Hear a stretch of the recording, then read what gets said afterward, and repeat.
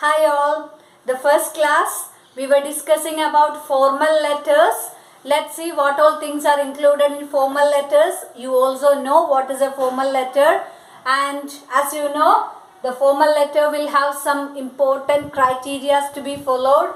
The first thing which we have to write when we are writing a formal letter is the sender's address, and then comes the date, then comes the receiver's address, then comes the subject, then comes salutation, respected sir or sir, and then comes the introduction part of the letter, and then comes the explanation or the content part of the letter, and then the conclusion part, and finally the closing.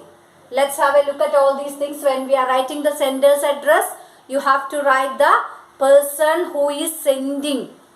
That person's address must be shared there. Then soon after the sender's address, you have to write the date. Then who is going to receive the letter? That person's address must be given there. Subject must be given clearly according to the question. And then the salutation, sir or respected sir or dear sir, you can write. It's better you just write sir there. No need of adding something over there. Now the introduction part. When you are writing a letter's introduction, you must be very clearly, precisely or shortly saying what is the content of the letter which you are going to write. By reading the introduction part itself, the person who is reading the letter must get a clear-cut idea of what the letter is about. And then the content. You have given only a short, precise idea. You have to elaborately say what is the real situation there, or if you are facing a problem and you are going to explain it, you have to explain it very detailed. And at the same time, if you are trying to share something, for example, like giving an order or something like that, or giving a complaint or something like that, then you have to clearly give what type of an item you like to purchase, or what type of an item you bought, and what complaint you feel, such things.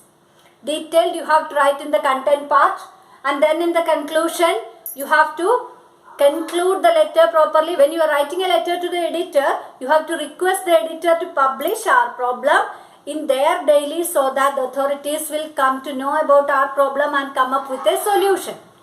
And when you are saying about a complaint, automatically you have to request the authorities to solve the problem or to replace the item. And when you are giving an order, you have to request the company to provide the item as early as possible. Such things must be added in the conclusion, and finally the closing. That's all about the class. I hope it was clear. Thank you. Have a nice day.